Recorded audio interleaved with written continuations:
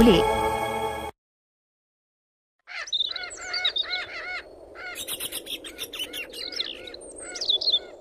इस शारदा देवी के बहू भोज में मोहल्ले की औरतों की भीड़ भाड़ लगी है।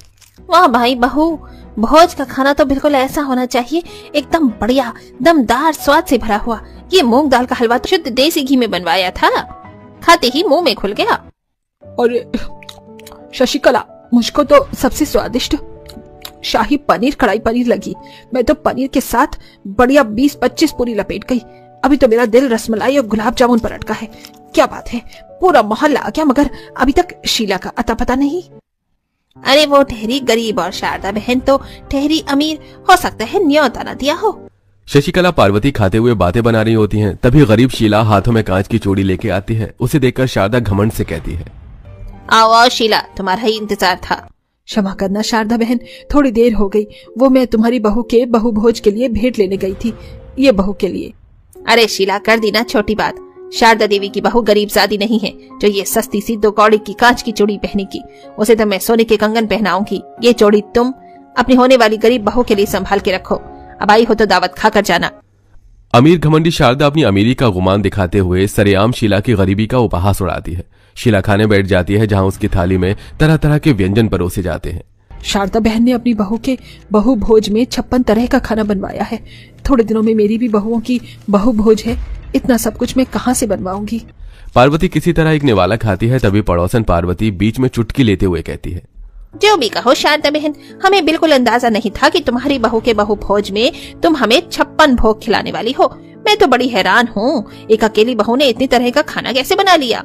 अरे पार्वती बहन, इतनी तरह का खाना मैं अपनी बहू से थोड़ी बनवाऊंगी। बहु भोज का सारा खाना हलवाइयों ने तैयार किया है। पूरा आधा दर्जन हलवाई लगाए हैं मैंने, और पूरा बंदोबस्त बुफे का करवाया था, ताकि कोई भी शर्माए ना, बल्कि खुद से खा सके। वैसे थोड़े दिनों में शीला की बहुएं भी आने वाली हैं, देखते हैं कितनी तरह का खाना बनवाती है। ज्यादा नहीं तो आलू पूरी तो खिला ही देगी। इतने अनादर के बाद शीला शारदा के बहु भोज का एक भी निवाला बिना खाए नम आंखों से अपने गरीब घर में आ जाती है। अरे अखिलेश, राकेश, चंद्रमोहन, इंदर, आ गए तुम पांचों। कोई काम मिला तुमको? फिलहाल तो कोई काम नहीं मिला माँ, मगर आज हम पांचों ने जमींदार जी के खेत की आलू की फसल निकाली थी, तो उन्होंने 1 बोरी आलू दिया है। अरे तुम लोगों ने आलू क्यों लिए? देखो जरा, पूरे आलू हरे कटे हैं। शादी में थोड़े दिन रह गए हैं, कोई नौकरी चाकरी पकड़ लो, ऐसे घर नहीं चलेगा।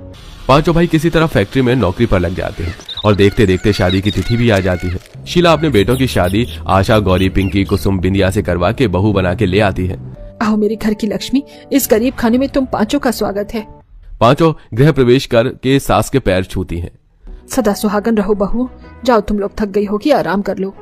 पांचों कमरे में चली जाती हैं, मगर शीला इसी कश्मकश में होती है कि वो अपनी बहुओं का बहु भोज किस प्रकार करवाएगी। इसी तरह अगला दिन हो जाता है। पांचों जुगाड़ू बहुएं चूल्हा लीपती हैं, साफ सफाई करके सास के पास आती हैं। माँ जी, हमने सारा काम कर दिया है, पहली रसोई में क्या क्या बनेगा बता दीजिए। शीला पांचों को देखकर उदासी भाव से कहती है, बहू अभी हाथ तंग है, इसलिए पैसे नहीं है कि राशन पानी भरवा दूं।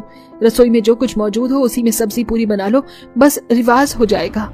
तभी दरवाजे पर कान लगाकर खड़ी शशिकला कहती है, अरे शीला, अकेली अकेली पूरी सब्जी खाएगी, हमें नहीं खिलाएगी? चल कोई बात नहीं, तूने तो हमें बुलाया नहीं, इसलिए हम बिना बुलाए ही चली आई। क्यों रे शीला, जिसका खाया है उसको खिलाओगी नहीं क्या? अगर तुम्हारा मन नहीं है तो कह दो। अरे नहीं नहीं पार्वती बहन, ऐसी कोई बात नहीं है। तो फिर ठीक है, हम तो अब खाना खाकर ही जाएंगे। हे भगवान, ये सब तो घर में जम गई है। आज तो लगता है इज्जत नीलाम हो ही जाएगी। आप सब लोग बैठिए, मैं अभी आई। शीला उतरा हुआ चेहरा लेकर पांचों बहुओं के साथ रसोई में आती है, जहां देसी तरीके से खाना बनाने की झलक थी। कोने में ओखली रखी थी, मसाला पीसने का सिलबट्टा था और दूसरे कोने में हाथ चक्की भी पड़ी हुई थी। बहुओं, मेरी तो समझ में नहीं आ रहा, तुम्हारा बहु भोज कैसे करवाऊं? पैसे की तंगी है, उधारी में लाला राशन पानी भी नहीं देगा। माँ जी, आप निश्चिंत रहिए, आपकी पांचों जुगाड़ू बहु जो हैं उसी से पकवान बना लेंगी। ये सुनकर गरीब सास की आंखों में आंसू छलक आते हैं। जुग जुग जीती रहो बहू, अब तुम्हारी गरीब सास की लाश तुम पांचों के हाथ में है। ऐसा बोलकर शीला बाहर आ जाती है, जहां शारदा भी बैठी थी, जो कहती है, अरे शीला, मैंने सुना है तुम्हारी 5 बहुएं बड़ी जुगाड़ू और फुर्तीली हैं। वैसे मेरी बहू के पहले रसोई में 56 तरह का खाना बना था, मगर तुम्हारी तो 5 बहुएं हैं, तो 60 तरह का खाना तो होना ही चाहिए, और मेरे हिसाब से 1 घंटे का समय काफी रहेगा। क्यों बहनों? हाँ हाँ बिल्कुल। हे भगवान, 1 घंटे के अंदर अंदर मेरी जुगाड़ बहुएं 60 तरह का खाना कैसे बनाएंगी? शीला रसोई में आकर इस बारे में बहुओं को बताती है। तभी बिंदिया टशन में कहती है, अरे सरजुमा जी, आप टेंशन ना लो, आपकी जुगाड़ी बहुएं फुर्तीबाज है, सब कुछ बना लेंगी 1 घंटे में। 1 घंटे में 60 तरह का खाना इस एक चूल्हे पर तो बनने से रहा। मैं चूल्हा बनाती हूँ, तुम लोग बाकी खाने की तैयारी करो। आशा जल्दी से जुगाड़ लगाकर 5 मुंह वाला चूल्हा तैयार करती है। वहीं दूसरी बहू सब्जी के लिए मसाला तैयार करती है। 2 बहू मिलकर बड़े से परात में आटा गूंथती हैं और बाकी बहू सब्जी काटती हैं। देखो, इस परात भर के आटे से ही हम जुगाड़ लगाकर 10 प्रकार का आइटम बना सकते हैं, जैसे कि सत्तू की कचौड़ी, आलू की कचौड़ी, सादी पूड़ी और मसाला कचौड़ी। पिंकी, तुम क्या बना रही हो? देखो, हमें सब्जी भी बनानी है तो आलू की खपत भी लगेगी, इसलिए मैं आलू और छिलके दोनों मिलाकर पकौड़े बना रही हूँ। इससे समय की बचत होगी। अरे वाह पिंकी, क्या फैंटास्टिक दिमाग लगाया है। मैं तो सबके लिए चावल की रोटी बना रही हूँ, अलग व्यंजन। अरे कोई आखिर मेरे साथ जरा इस ओखली में 2-4 हाथ लगा दो, ताकि धान जल्दी कूट जाएगा। तो मैं चावल से हम पुलाव और बिरयानी भी तैयार कर लेंगे। 4 बहुएं अपने अपने काम में लगी होती हैं। वहीं गौरी कहती है, हे भगवान, इसे कहते हैं कंगाली में आटा गीला होना। अरे 60 तरह का खाना बनाने में मसाला तो कम पड़ेगा, अब इसका क्या जुगाड़ लगाया जाए? गौरी मसाले ढूंढते हुए रसोई की सारी बर्नी छानने लगती है, जहाँ उसे साबुत मसाले मिलते हैं। ये देखो, मुझे क्या मिला, साबुत मसाला। मगर गौरी, इतने सारे मसाले पीसते पीसते तो काफी ज्यादा टाइम लग जाएगा, और हम पांचों के पास पहले ही 1 घंटा है। जानती हूँ, लेकिन इस जुगाड़ के अलावा हमारे पास कोई दूसरा चारा भी तो नहीं है, और साबुत मसाले से सब्जी का स्वाद खिलकर आता है, सब्जी दमदार बनेगी। धनिया मिर्च तो मिल गया, मगर हल्दी कहाँ से आएगी? गौरी परेशान हो रही थी। तभी बिंदिया सब्जी में कच्ची हल्दी देखती है। ये देखो, ये अदरक जैसी कच्ची हल्दी ही है ना? हाँ है तो हल्दी ही, इससे काम बन जाएगा। मैं मसाला पीसती हूँ। गौरी जल्दी जल्दी सिलबट्टे पर मसाले पीसने लगती है। वहीं 2 बहुएं 5 मुंह वाले चूल्हे में 3 पर सब्जी बना रही थी और 2 चूल्हे पर पूरी कचौड़ी छन रही थी। वहीं 2 बहुएं चावल के पकौड़े, रोटी और कई तरह के व्यंजन बना रही थी। इस तरह 5 बहुएं पूरी फुर्ती और जुगाड़पन से लगभग 1 घंटे के अंदर 60 तरह का खाना बनाकर तैयार कर लेती हैं।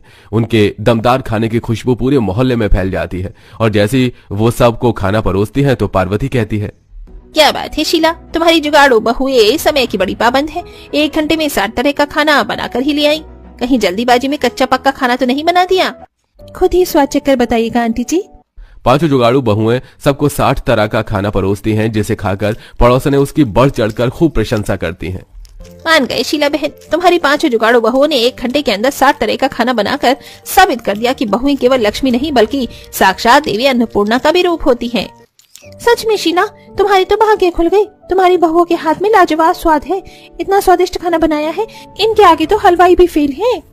5 जुगाड़ बहू की तरफदारी सुनकर शीला को दिल में बहुत खुशी मिलती है और सब कोई उन्हें खाने के बदले उपहार भी देते हैं। आशा अपनी दोनों बहुओं के साथ घर के बाहर सड़ी गली सब्जी एक साइड और साफ सब्जी ठेले पर रख रही होती है। तभी वहां आशा का बड़ा बेटा निखिल आता है। माँ, अभी तुम 2 दिन पहले ही तो नेहा के साथ सब्जी मंडी से सब्जी लेकर आई थी, इतनी जल्दी सारी सब्जी कैसे खराब हो गई? अरे बेटा, बारिश का टाइम है, रात में कितनी बारिश हुई थी, सारी सब्जियां बाहर ही रखी थी। गीली होने की वजह से आधी से ज्यादा सब्जियां खराब हो गईं। सोच रही हूँ कि आज हम दोनों सास बहू फेरी लगा लें सुबह सुबह, ताकि सारी सब्जी बिक सके। बारिश की वजह से जल्दी कोई बाजार नहीं आता। माँ, आपको सुबह नेहा के साथ कहीं जाने की जरूरत नहीं है। मैं दिन में फेरी तो करता ही हूँ, सवारी तो सिर्फ सुबह शाम मिलती है। निखिल जी, सब्जी बेच के ही तो हमारा घर चल रहा है। अगर बची हुई सब्जी भी शाम तक खराब हो गई तो, और क्या पता दोपहर तक सारी सब्जी बिक जाए, तो हम सब्जी मंडी से फिर ताजी सब्जी ले आएंगे और उन्हें आधे दाम पर बेच देंगे। नेहा और आशा के कहने पर निखिल चुप हो जाता है और दोनों सास बहू ठेले को लेकर सब्जियां बेचने मोहल्ले में जाती हैं। तो वहीं निखिल भी अपना रिक्शा लेकर सवारियां भरने लगता है। बहन, ये टमाटर और आलू कितने रुपए दिए? आंटी, आलू 50 के 2 किलो और टमाटर 20 रुपए किलो हैं। अरे हने तो, तुम तो बड़े महंगे सब्जी दे रही हो, इससे बढ़िया बाजार से ना ले आओ, वो भी ताजी सब्जी। तुम्हारी सब्जियां तो देखने में बासी लग रही हैं। कोई बात नहीं बहन, तुम 15 रुपए किलो टमाटर ले लो और आलू 50 के 2.5 किलो। सब्जियां बेचने के चक्कर में दोनों सास बहू सब्जियों का रेट और कम कर देती हैं और कुछ सब्जियां बेचकर दोनों सास बहू रात को घर आती हैं। कुछ देर में निखिल भी घर आता है, जहां पूरा परिवार खाते हुए बातें करता है। कविता, कुछ सब्जी बच गई थी, खाना खाकर तुम वो सारी सब्जी घर के पीछे डाल देना, गाय खा लेगी। अब वो नहीं बिकने वाली। ठीक है दीदी। क्या बची हुई सब्जी भी खराब हो गई? हाँ बेटा, इस बारिश और तेज आंधी तूफान की वजह से काफी नुकसान हो रहा है। पता नहीं घर कैसे चलेगा, ऊपर से गुड़िया की स्कूल की फीस भी भरनी है। और बड़ी बहू भी गर्भवती है। माँ तुम फिक्र मत करो, रवि शहर गया है ना कमाने, बहुत जल्द उसे कोई अच्छी नौकरी मिल जाएगी और मैं भी यहाँ कोई अच्छी नौकरी तलाश रहा हूँ। बारिश की वजह से ना रिक्शे से कमाई हो रही है और ना ही सब्जियों की। गरीब परिवार बारिश की वजह से परेशान था। कुछ ही देर में खाना खाकर कविता अपनी जेठानी के साथ सड़ी सब्जियां लेकर घर के पीछे तबेले में रखने जाती है। दीदी क्यों ना मैं भी आपके और माँ जी के साथ कोई काम करूं। देखिए ना, हम जितने की सब्जी लेकर आए थे उतनी भी कमाई नहीं हो पाई और सारी सब्जियां फेंकनी पड़ रही हैं। नहीं कविता, घर में भी तो कोई होना चाहिए, और ये सब्जी बिकी नहीं तो क्या हुआ, पड़ोसन आंटी की इन गाय माता को तो पेट भर जाएगा। दोनों देवरानी जेठानी सब्जी डालकर बात करते हुए घर आ ही रही होती है कि तेज आंधी तूफान चलने लगता है। ये लो दीदी, फिर से तेज आंधी तूफान चलने लगी। आसमान में काले बादल भी छा चुके हैं, किसी भी वक्त बारिश शुरू हो जाएगी। इतना बोलकर कविता और नेहा जल्दी से घर जाती हैं और उनके घर जाते ही तेज बारिश होने लगती है। अगली सुबह दोनों सास बहू सुबह जल्दी सब्जी मंडी जाती। सब्जी मंडी में सब्जी का रेट कितना बढ़ा हुआ है, बारिश का मौसम है, सारी सब्जी वाले उतनी ही सब्जी ले रहे हैं जितनी बिक सके। मैं सोच रही हूँ कि हम भी सिर्फ आलू और टमाटर ले लेते हैं। हाँ माँ जी, वैसे भी सब्जियाँ खराब हो जाती हैं, अगर सारी सब्जियाँ बिक गई तो फिर से आ जाएंगे मंडी। इतना बोलकर दोनों सास बहू एक एक बोरे में आलू और टमाटर ले लेते हैं और निखिल के रिक्शे पर रखकर जैसे ही वो लोग सब्जी मंडी से बाहर निकलती हैं, तेज बारिश होने लगती है, जिस वजह से वो सब किसी दुकान के बाहर खड़ी हो जाती हैं। इस बारिश ने तो हम गरीबों को परेशान करके रख दिया है। मुझे तो गुड़िया की चिंता हो रही है, पूरे रोड पर पानी भर गया है। मेरी गुड़िया स्कूल से घर कैसे आएगी? मैं उसे लेकर आऊंगा, पहले हम घर पहुंच जाएं। दोनों सास बहू और निखिल बारिश रुकने का इंतजार करते हैं और बारिश रुकते ही सब्जी लेकर जैसे ही निखिल रिक्शा लेकर आगे बढ़ता है तो रोड पर पानी भरा होने की वजह से आशा और निखिल का रिक्शे का पहिया बारिश के पानी में गड्ढे में ही गिर जाता है, जिस वजह से उसकी सारी सब्जियां भी बोरे से निकलकर रोड पर पानी पर तैरने लगती हैं। तभी वहां एक आदमी आता है और आशा को निखिल के साथ उठाने लगता है। अरे बहन जी, आप ठीक तो है? अरे गिर कैसे गई? माँ जी, आपको चोट तो नहीं लगी? बहू, हर जगह तो पानी भरा हुआ है, यहाँ एक गड्ढा था, मैंने देखा नहीं, इस वजह से गिर गई, पर मेरी सारी सब्जी भी इस गंदे पानी में तैर रही है। कोई बात नहीं माँ, आलू तो हैं हमारे पास और जो सब्जियां दिख रही हैं उसे फिर से बोरे में भर लेते हैं, घर जाकर अच्छे से साफ कर देंगे। दोनों सास बहू और निखिल सारी सब्जियां उठाकर बोरे में डालते हैं और घर पहुंचकर काजल और कविता आशा और नेहा के कहने पर सारी सब्जियां साफ करती हैं। वहीं निखिल गुड़िया को लेकर आता है जिसे बुखार था और उसे कपड़े बदलाकर बेड पर लेटा दिया जाता है, जहां नेहा उसकी पट्टी करती है। गुड़िया को मैंने दवाई दे दी है और पट्टी भी रख दी है, थोड़ी देर में ठीक हो जाएगी ये। हाँ बहू, ये भीगने से हुआ है, ठीक हो जाएगा। हाँ, आज का दिन ही खराब है, सोचा था आज बाजार में थोड़ी महंगी सब्जी बेचूंगी ताकि 2 पैसे कमा सकूं, पर इस बारिश की वजह से सब खराब हो गया। माँ जी, मैंने सारे आलू टमाटर साफ कर दिए हैं, किसी को कुछ पता नहीं चलेगा, और गुड़िया को मैं देख लूंगी, आप आराम से जाइए दीदी। हाँ माँ, देखो आलू टमाटर भी बिल्कुल सही है। कविता और काजल के कहने पर दोनों सास बहू अपने आलू टमाटर का ठेला सजाती हैं और बाजार बेचने के लिए चली जाती हैं। कुछ ही देर में दोनों सास बहू सब्जी बेचकर घर आती हैं, जहां कविता और काजल खाना बना रही होती हैं, तो वहीं बीमार गुड़िया सो रही होती है। अचानक बाहर तेज बारिश होने लगती है, जिस वजह से जगह जगह से घर की छत टपकने लगती है और घर में सीलन आने लगती है। साथ ही गुड़िया को ठंड लगने लगती है और वो उठ जाती है। हाँ, मुझे बहुत ठंड लग रही है और देखो ना, छत से कितना पानी टपक रहा है। अरे एक मुसीबत खत्म नहीं हो रही कि दूसरी मुसीबत आ रही है। कोई बात नहीं गुड़िया, बेटी तुम मेरी गोद में सो जाओ, इधर बारिश का पानी नहीं आ रहा। नेहा अपनी बेटी को गोद में लेकर उसे सुलाती है और सारी रात खुद बैठी रह जाती है। अगली सुबह होते ही फिर नेहा अपनी सास के साथ सब्जियां बेचने के लिए जाती है। इसी तरह कुछ दिन गुजर जाते हैं। इस बीच दोनों सास बहू दूसरी सब्जियां भी मंडी से ले लेती हैं। वहीं कच्चा और पुराना घर होने की वजह से एक रात जब पूरा परिवार खाना खा रहा होता है तो वो देखते हैं कि उनके घर की दीवारों में दरारें आ रही हैं और बाहर तेज आंधी तूफान चल रही है। माँ देखो, घर की दीवारों में दरारें आ चुकी हैं। तभी खिड़की का दरवाजा भी गिरकर टूट जाता है। हमारा घर में रहना खतरे से खाली नहीं, खिड़की का दरवाजा टूट गया है, घर भी हिल रहा है। पूरा परिवार तेज आंधी तूफान में घर के बाहर जाता है और उनके घर से बाहर आते ही उनकी आंखों के सामने उनका घर टूटकर गिर जाता है। अब हम क्या करें? बारिश का मौसम है, अभी तो सिर्फ आंधी तूफान चल रही है, किसी भी वक्त बारिश होती होगी। अब हम क्या करें? हमारा परिवार इतना बड़ा है कि कोई हमारी मदद भी नहीं करेगा। जरूरत का सामान लो और आगे चलो। सभी जरूरत का सामान लेकर थोड़ा आगे जाते हैं, जहां उन्हें सड़क के पास 2-4 पेड़ दिखते हैं जो एक दूसरे से जुड़े थे, जिन्हें देख नेहा कहती है, हमें घर से ज्यादा दूर नहीं जाना चाहिए। मैं एक काम करती हूँ, इस पेड़ के नीचे अपनी साड़ी से तंबू बना देती हूँ। कुछ दिन हम ऐसे ही बेघर रह लेंगे, मौसम ठीक होगा तो फिर अपने घर की मरम्मत करेंगे। इतना बोल नेहा अपनी और कविता की कुछ पुरानी खराब साड़ी लेती है और पेड़ के नीचे 4 लकड़ी खड़ा करके चारों तरफ से साड़ी घेर कर बांध देती है और छत के लिए एक पड़ोसी से पन्नी मांग कर लाती है। इस तरह पूरा परिवार उस पेड़ के नीचे रहता है। मैं हाथ पर हाथ धरे नहीं बैठ सकता, हम यहाँ ज्यादा दिन नहीं रह सकते।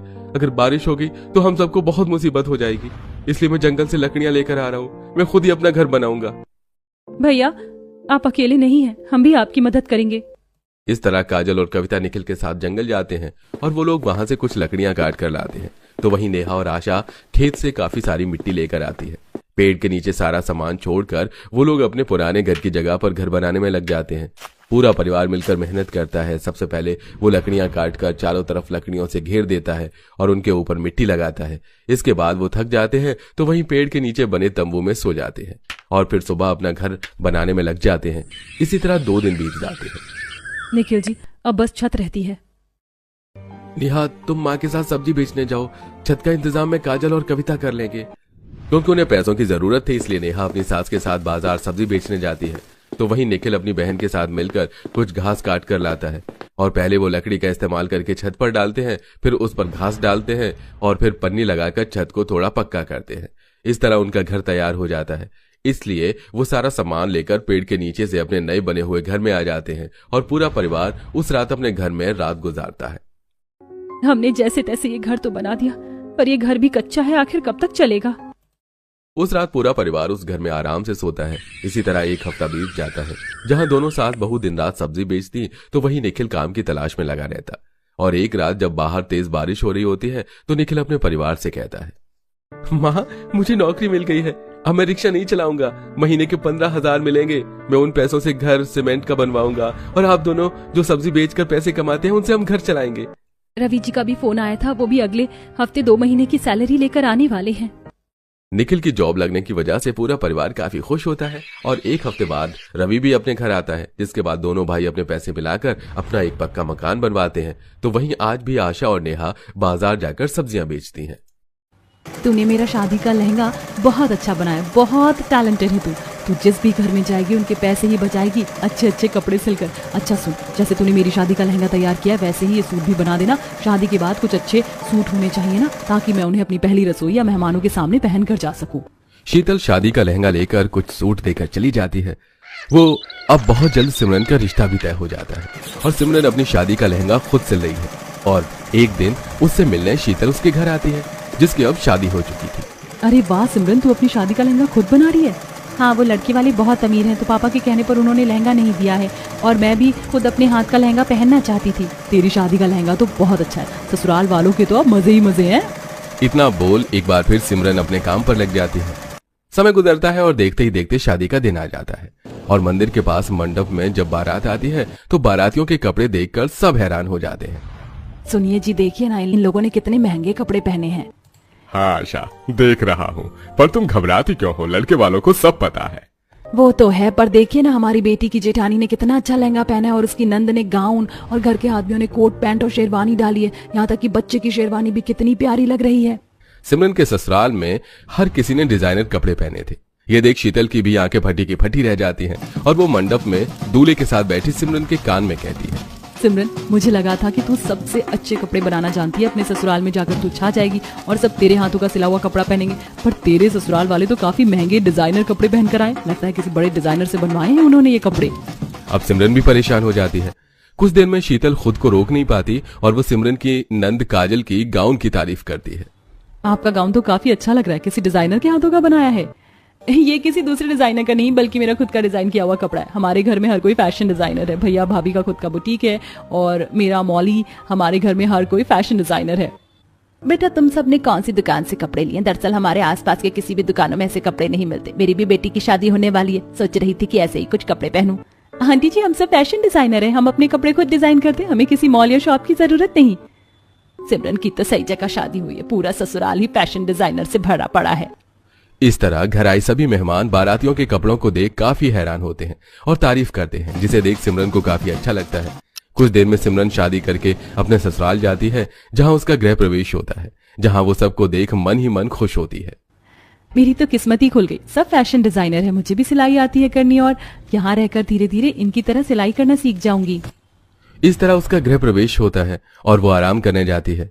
वैसे जब से सिमरन को यह पता चलता है कि उसका ससुराल फैशन डिजाइनर से भरा हुआ है तो उसने अपने कुछ सपने बना लेती है और अगली सुबह अपनी पहली रसोई के लिए अपने हाथों का बनाया एक लाल अनारकली सूट पहनती है। तभी वहां रसोई में काजल आती है और अपनी भाभी के कपड़े देख हंसने लगती है। भाभी कैसा बोरिंग सा सूट डाला है आपने, बाहर अगर ऐसे कपड़ों में खाना लेकर गई ना, हमारे घर के नौकर भी हंसने लगेंगे आप पर। मेरे साथ मेरे मॉल में चलो, मेरा खुद का एक छोटा सा मॉल है, वहाँ सारे मेरे कलेक्शंस है, आप उसमें से अपने लिए कुछ पसंद कर लेना। काजल सिमरन के कपड़ों का मजाक बनाकर उसे अपने मॉल में ले जाती है और उसके लिए खुद की एक एक डिजाइनर साड़ी निकालती है। ये ज्यादा अच्छा लग रहा है, आप ये पहनकर अपनी पहली रसोई करना। काजल की बनाई साड़ी सच में काफी अच्छी थी, इसलिए सिमरन मना नहीं कर पाती और उसी को पहनकर अपनी पहली रसोई करती है, जहां खाने की वो सबसे बहुत तारीफ लेती है। इसी तरह कुछ दिन बीत जाते हैं और वो खाली टाइम में मशीन पर सिलाई करने बैठ जाती है। ऐसे ही एक दिन, सिमरन थोड़ी देर में माँ जी के कुछ मेहमान आ रहे हैं, तुम कुछ अच्छे कपड़े डालो। दीदी मेरे पास तो थोड़े से ही कपड़े हैं, आप देखकर बता दो मैं क्या पहनूं। इतना बोलकर सिमरन अपने सारे कपड़े निकाल कर बेड पर रख देती है और उन कपड़ों को देखकर पूजा हंसने लगती है। ओह माय गॉड, इन्हें तुम कपड़े कहती हो? इतने गंदे कपड़े तुम्हारे घर के नौकर भी नहीं पहनते। तुम रहने दो, तुम्हारे पास पहनने लायक कुछ नहीं है। तुम मेरे साथ मेरे बुटीक चलो, मैं तुम्हें कुछ नया अपने हाथ का डिजाइन किया हुआ कलेक्शन दिखाती हूँ, उनमें से पहनना। इतना बोल पूजा सिमरन को अपने साथ अपने बुटीक में ले जाती है, जहां वो उसे कुछ कपड़े दिखाती है और एक लॉन्ग स्कर्ट और क्रॉप टॉप देते हुए कहती है, ये अच्छा है, तुम पर जचेगा, जब कल घर में मेहमान आएंगे तो तुम ये पहन लेना। अपनी जेठानी के कहने पर सिमरन अगले दिन अपनी जेठानी का दिया ड्रेस पहन कर आती है। ये मेरी छोटी बहू है। बहू, खाना तो तुमने बहुत अच्छा बनाया है। और शोभा तुम्हारी बहू ने खाना अच्छा बनाया, बल्कि वो खुद भी इस ड्रेस में बहुत अच्छी लग रही है। अच्छा अब हम चलते हैं। कुछ देर में घर आए मेहमान वहां से चले जाते हैं। फिर कुछ दिन बाद कमरे में सिलाई कर रही थी सिमरन, तभी पीछे से अंकित आता है। सिमरन जल्दी से तैयार हो जाओ, हम बाहर जा रहे हैं मेरे कुछ दोस्तों से मिलने, इसलिए तुम अच्छे कपड़े पहन लो। मैंने अभी अभी ये अनारकली सूट सिला है, ये पहन लूं क्या? सिमरन तुमने ये कैसी थर्ड क्लास ड्रेस अपने लिए बनाई है, कोई जरूरत नहीं है इसे पहनने की। तुम मेरे साथ मेरे डिजाइनर रूम में चलो। इतना बोल अंकित सिमरन को अपने साथ अपने डिजाइनर रूम में ले जाता है, जहां काफी सारे वेस्टर्न ड्रेस बने हुए थे। उसमें से एक वेस्टर्न ड्रेस अंकित अपनी बीवी को पहनने को देता है। हाँ, ये काफी अच्छा लग रहा है, तुम इसे ट्राई करो। इतना बोल अंकित वहां से चला जाता है। आंखों में आंसू लिए बेचारी सिमरन ड्रेस लेकर कमरे में जाकर पहनती है और रोने लगती है। तभी वहां शोभा आती है और अपनी बहू को इस तरह परेशान रोता देखकर उसे काफी बुरा लगता है। क्या हुआ बहू, रो क्यों रही हो? माँ जी मैं आप लोगों की तरह ड्रेस बनाना कब सीख पाऊंगी? यहाँ सब कितनी अच्छी ड्रेस बनाते हैं, अब तक मैंने अपनी बनाई हुई ड्रेस नहीं पहनी। कभी नंद जी अपनी डिजाइन की ड्रेस दे देती है तो कभी जेठानी जी, और आज अंकित जी ने भी मुझे बता दिया कि मैं अच्छी ड्रेस नहीं सिलती। मुझे भी आप लोगों की तरह फैशन डिजाइनर बनना है। उदास सिमरन इतना बोलकर अंकित के साथ बाहर चली जाती है और वहां पर सब उसकी खूब तारीफ करते हैं, पर सिमरन को उदास देखकर शोभा को भी अच्छा नहीं लगता। समय गुजरता है और सिमरन काफी अच्छी तरह से घर संभालती है, साथ ही सिलाई भी करती है। एक दिन शोभा पवन उसके कमरे में आते हैं और उसके सिले कपड़े देखते हैं। बहू तुम बहुत अच्छी सिलाई जानती हो, बस तुम्हें थोड़ी गाइडेंस की जरूरत है। तुम ये वीडियो देखो, यहाँ से तुम्हें काफी हेल्प मिलेगा। हम सब बहुत बिजी रहते हैं इसलिए तुम्हें बता नहीं पाते, पर शोभा जब भी फ्री रहेंगी वो तुम्हें सिखाया करेंगी। शोभा और पवन अपनी बहू का साथ देते हैं। समय बीतता है। कुछ दिन बाद शोभा और पवन अपनी शादी की सालगिरह पर घर में एक थीम पार्टी रखते हैं, जिसमें काफी सारे लोगों को इनवाइट किया जाता है। बहू तुम्हारे पास 10 दिन है, इन 10 दिनों में तुम अपने साथ हमारे लिए भी कुछ फैंसी ड्रेस बनाना। इस सालगिरह हम सब तुम्हारे हाथों के कपड़े पहनना चाहते हैं। पर माँ जी आप सब फैशन डिजाइनर हैं, पर मैं। अगर तेरा ससुराल फैशन डिजाइनर से भरा हुआ है तो इस घर की बहू है, मुझे तुझ पर पूरा भरोसा है। शोभा की बात से सिमरन का हौसला बढ़ता है और इन 10 दिनों में सिमरन अपने और अपनी सास के लिए एक बहुत प्यारा गाउन बनाती है और अपने ससुर के लिए कोट पैंट, जिसे देख हॉल में इकट्ठा हुए सभी लोग कहते हैं, देवरानी जी तुमने थीम पार्टी के लिए ड्रेस बना ली, पर कहीं ऐसा ना हो कि तुम्हारी वजह से हम सबकी इंसल्ट हो जाए। बहू तुम भी एकदम से कोई बहुत बड़ी फैशन डिजाइनर नहीं बन गई, धीरे धीरे ही सीखा था तुमने भी। शोभा सिमरन का पूरा साथ देती है। देखते ही देखते पार्टी का दिन आता है और पार्टी शुरू हो जाती है।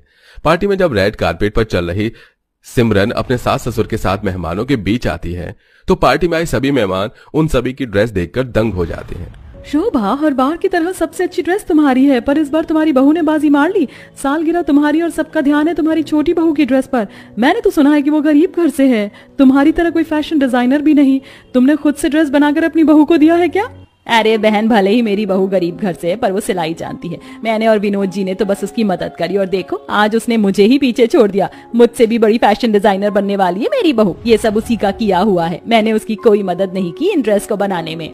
घर आए मेहमानों को जब ये पता चलता है कि शोभा की बहू एक साधारण सिलाई करना जानती है और फिर भी उसने इतनी अच्छी ड्रेस बनाई अपने लिए और सास ससुर के लिए, तो सब उसके पास जाकर उसकी ड्रेस की तारीफ करते हैं। बहू, जब मैंने पहली बार तुम्हें देखा था उस दिन तुमने अच्छी ड्रेस पहनी थी, पर आज तुमने बहुत ज्यादा अच्छी ड्रेस पहनी है। मेरी बेटी भी फैशन डिजाइनर बनना चाहती है, मैं उसे तुम्हारे ही पास भेजूंगी। ओ बहू, तुमने तो अपने ससुराल वालों का ही रिकॉर्ड तोड़ दिया। इस तरह उस दिन सिमरन पार्टी में सबकी अटेंशन पाती है और काफी खुश होती है। तो वहीं ये देख बाकी घर वालों को एहसास होता है कि रिकॉर्ड बनते ही हैं तोड़ने के लिए।